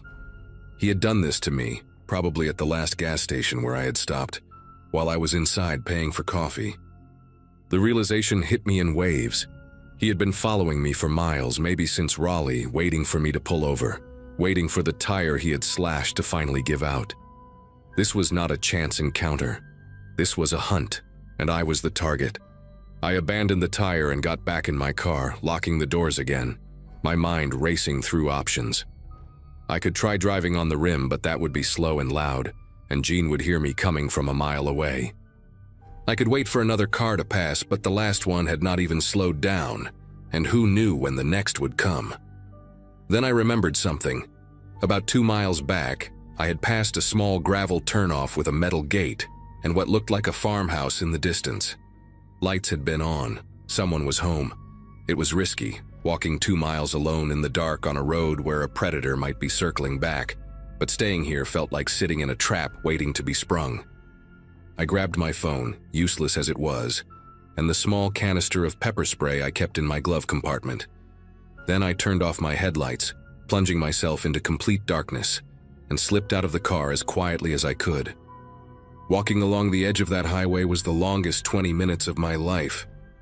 I stayed off the pavement, moving through the rough grass and gravel on the shoulder, my eyes slowly adjusting to the darkness until I could make out the faint shapes of trees and fence posts. Every sound made me want to scream. The rustle of wind through dead leaves, the distant call of some night bird, the crunch of my own footsteps that seemed impossibly loud. Twice I saw headlights in the distance and threw myself flat into the ditch beside the road, pressing my face into cold mud and dead weeds, my heart slamming against my ribs. The first car passed without incident, heading the opposite direction. The second one came from behind me, moving slowly, and I recognized the shape of it even before I could make out details. The dark sedan with no front plate. Gene was circling back. I lay there in the ditch, not breathing, as his headlights swept over the spot where I had been walking seconds before. He was going maybe 10 miles an hour, searching. I could hear the low rumble of his engine as he crept past, and I squeezed the pepper spray so tight I thought it might crack in my grip. He continued on toward my abandoned car, and I did not wait to see what he would do when he found it empty. I ran. Not on the road, but through the fields beside it, stumbling over uneven ground, tripping on roots and rocks I could not see. The farmhouse appeared as a faint yellow glow in the distance, and I fixed my eyes on it like a lighthouse. My lungs burned and my legs ached, but I did not stop. Not even when I heard a car engine revving somewhere behind me. Not even when I tore my jacket on a barbed wire fence I barely saw in time to climb instead of run into. I reached the farmhouse porch and pounded on the door with both fists, gasping, probably looking absolutely insane. An older man answered, maybe 65, wearing a flannel robe and an expression of total bewilderment. I told him someone was following me, that I needed to call 911, and something in my face must have convinced him, because he pulled me inside without a single question and locked the door behind me. His wife appeared from the kitchen holding a phone, already dialing. Through the window I saw headlights slow down on the main road near the gravel turnoff, pause for a long moment, and then accelerate away into the night. The police came within 15 minutes. The couple, Bernard and June Whitfield, stayed with me the entire time.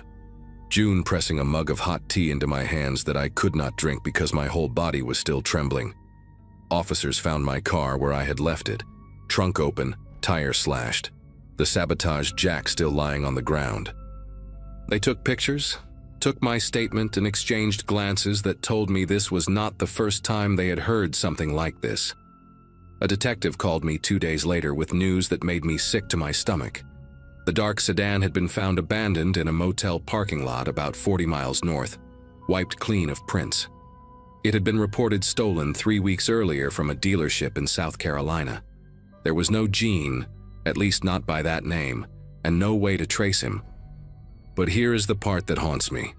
The part I think about every time I drive alone at night.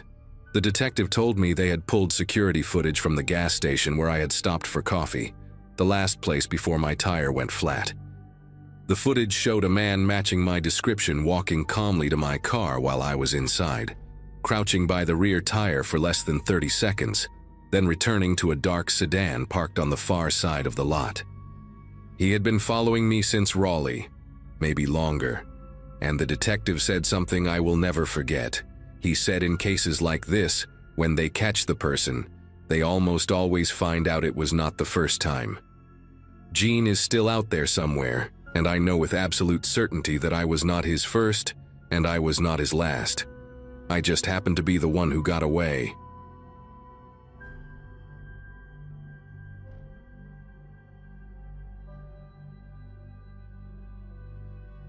The stretch of highway we'd been on for hours felt almost hypnotic, the kind of monotony that makes every conversation fade into background noise. I was driving my old sedan because it handled long trips better than either of my friends' cars, and we were trying to make it across 3 states in one weekend to visit another buddy who'd moved away. The sun had dipped low enough that the sky looked bruised, that in-between color where everything feels a little out of sync. I remember thinking how strange the evening felt, quiet in a way that made the world seem hollowed out. When the detour sign appeared up ahead, bright orange and angled slightly toward the shoulder, it didn't look suspicious at first. It matched the style of official signs I'd seen before, right down to the reflective striping. My friend Lucas leaned forward between the seats and tapped the dashboard. Yeah, makes sense. They were supposed to repave this section this month. That comment alone made the decision feel normal. I slowed down, clicked the blinker, and followed the arrow pointing us off the main road. The turn led us onto a thinner stretch of pavement lined with tall trees, thick enough that the branches tangled above us and dimmed what little light was left. My friend Haley joked that it felt like we were driving into a tunnel someone carved out with a pocket knife. She laughed afterward, but it was the kind of laugh that's too sharp, too quick, like she was trying to shoo away a thought she didn't want to sit with. The road after the first mile started to look neglected, a patchwork of faded paint lines and broken asphalt. No houses, no farms, not even old billboards, just a long ribbon of cracked pavement swallowing us whole. Every few seconds I checked the mirrors out of habit, half expecting to see another set of headlights or even a reflector post. But there was nothing. The deeper we went, the more wrong the route felt. Lucas asked if we should turn around, and I remember telling him we'd do it at the next wide shoulder, but none ever showed up. It was as if the road had been designed without a single place to pull off, like some kind of one-way chute. Then, somewhere around the 6th or 7th mile, 2 lights appeared behind us. They materialized in the rearview mirror so quietly that I didn't notice right away. Perfectly centered, perfectly steady. I pointed them out to the others, expecting to feel some small relief that at least one other person had been shoved down this detour with us. But the longer I watched those headlights, the stranger they felt. They never shifted, never dipped, never brightened. No matter how much I sped up or eased off the gas, they held the exact same distance, like the driver was matching me with machine-like precision. Haley whispered, "Why aren't they getting closer?" And the air inside the car tightened, the first hint that we'd wandered somewhere we weren't meant to be. I eased my foot onto the brake, thinking maybe the driver behind us would react, show some sign of being human, of paying attention, but their headlights didn't waver. Not even a tremble across the beams. The moment my speed dropped below 30, Haley told me she felt like the trees were leaning in closer, as if the road was squeezing us. Lucas suggested we pull a 3-point turn right there, narrow road or not. The idea sounded reckless, but something inside me pushed hard in that direction. I slowed enough to feel the wheels grip the rough pavement and started looking for even the smallest break in the shoulder, just a sliver of space to turn. We finally spotted a wider patch a little ahead, more a swollen concrete scar than a real turnout, and I steered toward it with the kind of focus you only get when your nerves are stretched thin. The second I angled the car to turn, the headlights behind us went out. Not faded, gone, as if someone flipped a switch. In the same moment, another set of lights appeared in front of us, far enough away that we couldn't see the vehicle at first. Just the faint outline of a bulky shape blocking the whole road. Whatever it wasn't moving. No rumble of an engine, no brake lights, no sign of life. I pulled the wheel hard to straighten us and rolled forward slowly, trying to make sense of what we were seeing. As we got closer, the outline sharpened into the boxy silhouette of a truck, a big one, the kind used for hauling equipment. But there were no plates, no company logos, nothing except a thick coat of matte paint that seemed to swallow what little light reached it. I rolled down my window a couple of inches, expecting to hear an engine idling or maybe someone shifting inside the cab. Instead, all we heard was the wind threading through the trees and the uneven ticking of our cooling engine. The truck sat dead still, angled just enough to block us completely. Lucas muttered something about getting out and talking to them, but the idea felt impossible. Nothing about the truck suggested. Driver stepped away for a moment. It looked staged, planted, like someone had dragged it there and left it intentionally, waiting for the exact moment we'd try to escape. Haley kept turning in her seat to look behind us, whispering that the other car couldn't have just vanished. When I finally put the car in reverse to back away, Haley gasped so sharply that it made my vision jolt. The headlights were back behind us, same distance as before, same eerie stillness, but now they weren't centered on the road. They were angled slightly, as if whoever was in that car wanted to block us too. We were boxed in, front and back, with nothing but a thin, unmarked strip of forest on either side. I remember gripping the steering wheel so tight I could hear the faint creak of the leather as I told Lucas and Haley to lock their doors. My heartbeat felt loud enough to echo in the cabin, and for a second, none of us spoke. It hit us all at the same time. That detour sign wasn't there to help drivers. It was there to collect them. The only option left was the forest, but stepping out into that wall of trees felt like trading one danger for another. The branches on both sides pressed so close to the road that they formed a jagged barrier, like an uneven row of ribs. I kept the engine running, hoping maybe one of the vehicles would move, reveal some kind of logic behind all this. Instead, both sets of lights held their positions with that same unnatural precision. Lucas leaned toward the windshield, squinting as if he could make out a silhouette inside the truck ahead of us. "There's someone in there," he whispered, even though none of us could actually see anything. The idea alone was enough to make the air grow heavier. It meant someone had been watching us from the moment we turned off the highway. Haley's voice was barely above a breath when she suggested cutting through the trees on foot and trying to reach the main road again. The thought of leaving the car behind made my chest tighten. but staying felt worse. I opened the door slowly, half expecting the truck's lights to flare on or the car behind us to start creeping forward. Nothing moved. No engines, no footsteps. Just the hum of insects and a faint clicking sound coming from deep in the woods. Sharp, irregular, almost mechanical. We grabbed whatever we could carry fast. Haley's backpack, a flashlight, my phone, Lucas's pocket knife. The moment we stepped off the asphalt, the darkness between the trees swallowed us in a way headlights never could. The forest floor was uneven, packed with brambles that scratched at our legs as we pushed through. I kept glancing back, trying to catch a glimpse of the road through the branches, but it vanished behind layers of tangled limbs. At one point, we heard something move parallel to us. Slow, deliberate steps that weren't in sync with ours. Lucas raised his finger to his lips, and we all froze mid-stride, trying to listen past our own breathing. The steps stopped too. Then came the sound again, that clicking faster now as if reacting to our presence. Haley grabbed my arm, her grip like a clamp, and whispered that she saw something standing between two trees ahead. I didn't see it, but I believed her instantly. She described a tall figure, too still, its outline wrong somehow, like it was leaning at an angle that didn't match the slope of the ground. We kept moving, faster this time, pushing through branches that snapped back in our faces. The forest eventually thinned enough that we could see a faint glow through the trees, artificial light, warm and steady. Relief rushed through us so suddenly I felt dizzy. We stumbled out onto a dirt driveway leading to a small house with a porch light flickering weakly. It looked lived in, not abandoned, and the sight of an actual structure after all that darkness felt unreal. Lucas walked ahead and knocked on the door with the side of his fist, calling out to whoever lived there. No answer. He knocked again, louder. Still nothing.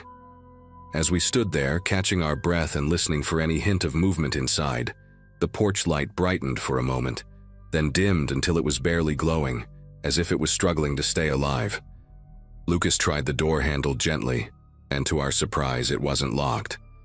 The door swung inward just enough to reveal a narrow hallway lit by a single lamp placed on a small table. The lamp's shade was tilted at an odd angle, casting long diagonal shadows across the walls. Everything inside looked untouched, like someone had stepped out only minutes earlier. Shoes by the door, a jacket draped over a chair, a half-finished cup of coffee on the counter in the next room. But there was no sound, no voices, no TV hum, no footsteps, just that thick, unbroken quiet that instantly made us second-guess stepping inside. Haley whispered that it felt wrong to just barge in, but the woods behind us felt worse. We crossed the threshold together. The deeper we walked, the clearer it became that whoever lived there had left in a hurry. A drawer in the living room sat open, its contents scattered across the rug. A phone charger dangled halfway out of the wall, the outlet plate slightly cracked as if it had been yanked at an angle. On the kitchen table, a folded map lay open to a page marked with several circles made in red ink. When I pulled it closer, I saw that one of the circles matched the area we had driven into, the exact spot where the fake detour had led us. More circles spread outward in jagged, uneven loops, each marking other lonely patches of roads and forest routes. It looked like someone had been tracking incidents, or maybe planning them. A low vibration came from the hallway behind us, a deep rumble that made the floorboards tremble under our feet. Lucas stepped back toward the front window and peeked outside. His breath caught sharply as he told us the truck and the other car were now parked at the end of the driveway, side by side. Their lights were off, but their shapes were unmistakable. They hadn't followed us through the woods. There was no way. But they were here now, positioned as if they'd been waiting the whole time. I moved closer to the window, and that's when I saw movement near the tree line. Several figures, tall and rigid, standing between the branches. Their outlines were faint, almost blending with the shadows, but their heads were turned toward the house. Watching, waiting, we didn't stay long after that. Didn't stay long. The three of us bolted out the back door, sprinted across an open field behind the house, and didn't stop until we reached a service road with enough light to see the cracked pavement beneath our feet. A passing driver finally stopped when we flagged him down, and he drove us straight to the nearest town. We tried reporting what happened, but the sheriff's office brushed it off as kids messing around with fake signs. No investigation, no acknowledgement of the vehicles or the figures in the woods. A week later, when we went back with another friend during daylight, the detour sign was gone. The back road was sealed off with fresh gravel, and the house we'd found was boarded up like it had been abandoned for years. I don't know who set that trap or why, but I know we weren't the first ones they funneled in there, and I'm terrified to think we might not have been the last.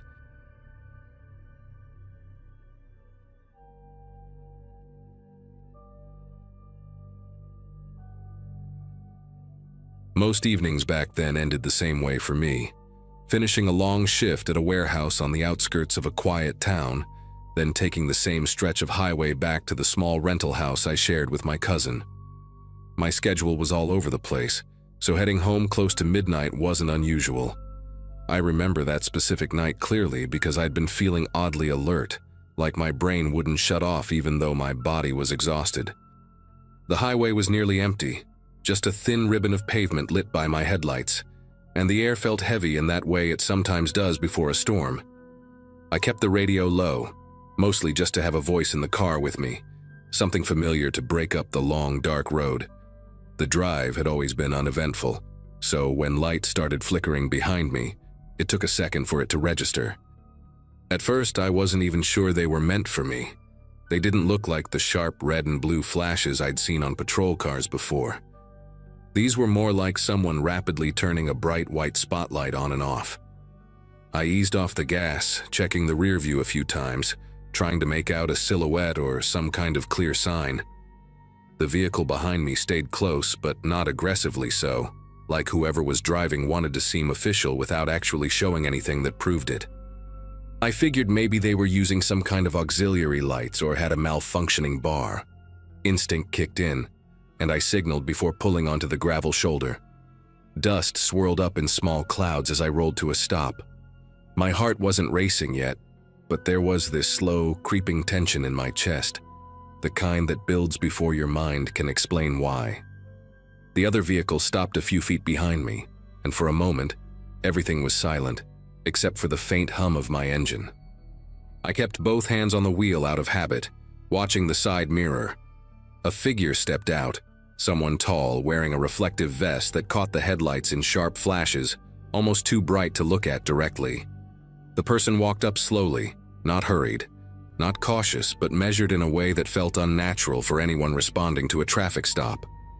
There were no visible patches, no badge glinting in the light, no radio clipped anywhere, nothing that would reassure me. The vest looked generic, the kind you could buy from a hardware store. When they reached my window, they leaned down just enough for me to see the lower half of their face, clean-shaven, jaw tight, breathing steady like they'd practiced this. Before I could speak or reach for my documents, they tapped the glass twice with a gloved knuckle and said, "Go ahead and unlock your door." The tone wasn't official or polite. It was sharp, impatient, like they were waiting for me to make the wrong move. The moment those words hit me, something inside tightened, the same instinct you get when you step somewhere and realize the ground isn't stable. I didn't move right away, partly because my brain was still scrambling to understand what was happening, partly because the tone he used didn't fit anything I'd ever heard from an actual officer. He reached for the door handle without waiting for my response, fingers curling around it like he'd done it 100 times before. I saw the glint of something metallic on his wrist, not a badge, just a cheap watch with a cracked face, and the way the reflective vest hung loose on him, like it wasn't his size. That detail stuck with me for reasons I didn't fully grasp in the moment. I kept my foot ready near the pedal, but I didn't dare move too fast. He tugged at the handle, but the door stayed locked. That seemed to irritate him. He leaned closer, angling his head like he was trying to see further into my car. The beam from his flashlight slid across my dashboard, then up toward my face, lingering a second too long. "Unlock it," he said again, lower this time, like he was trying not to lose his temper. There was no explanation, no mention of why he'd stopped me, nothing about a violation or even a request for identification. Just that command. A real officer would have asked me to roll the window down, not go straight for the door. And that's when a realization settled in, not sudden but heavy, spreading through my thoughts like cold water. My voice came out steadier than I expected when I asked, "Can I see your identification?" He didn't answer right away. Instead, he straightened up slightly and lifted the flashlight so the beam pointed away from my eyes, revealing more of his face. His expression wasn't calm or neutral. It was tight, focused, like he was evaluating how difficult I would be to control. His lips pressed together, and then he let out a short exhale through his nose. "Don't make this harder," he said, and the way he said it made every muscle in my body go rigid. That wasn't a request, and it wasn't a warning. It sounded like a script he'd used before. When he tried the handle again, harder this time, I knew I had only seconds. The shoulder of the highway was empty in both directions. No traffic in sight, no lights except our two vehicles. If I got out or let him in, the night would swallow me before anyone noticed. My pulse thudded in my ears as I weighed my options. The stranger shifted his stance, bracing one hand on the roof of my car like he was preparing to yank the door open by force. I could hear the gravel crunching under his boots, each small movement sharp and deliberate. That sound, oddly enough, became the final push I needed to act. I slammed my foot on the gas before he could react, tires spitting gravel as the car lurched forward. The sudden movement threw him off balance. I caught a glimpse of him stumbling back in my side mirror, one arm raised like he was about to shout something. The moment the wheels hit pavement again, I pushed the accelerator harder than I ever had. My hands gripped the wheel so tight my knuckles felt stiff, but all I could think was distance. I needed as much distance between me and that man as possible. The white flickering lights behind me vanished fast, swallowed by the darkness as the road opened ahead. For a few seconds I drove without breathing, waiting for the nightmare to reappear in my rear view. A mile or two down, I spotted an exit for a small gas station that stayed open late, the kind with a flickering sign and old vending machines outside. I pulled in, parking right under the brightest lamp I could find, and kept the engine running. The place wasn't crowded, but there were at least a few people inside, and that alone brought a wave of relief. As I sat there trying to steady myself, I kept replaying the details: the generic vest, the lack of markings, the way he went straight for the door. None of it matched any real traffic stop protocol. Whoever he was, he wasn't out there to write a citation. He had approached me with purpose, and that purpose sure wasn't legal. After a minute, I forced myself to walk inside. The clerk looked around my age and had earbuds in, completely oblivious to how rattled I must have seemed. But just being around other people grounded me. I told him someone pretending to be law enforcement had tried to pull me over, and his expression changed fast. He glanced toward the windows like he expected to see someone waiting outside. "That's been happening a few towns over," he said quietly. "People getting flagged down on empty stretches. Cops are warning folks not to stop unless they see proper markings." Hearing that didn't comfort me. It confirmed exactly what I feared. This wasn't random. Someone was using the darkness and isolation to pick targets. I waited at the station until another customer, a middle-aged woman, was heading out, and I asked if I could follow her car back toward town.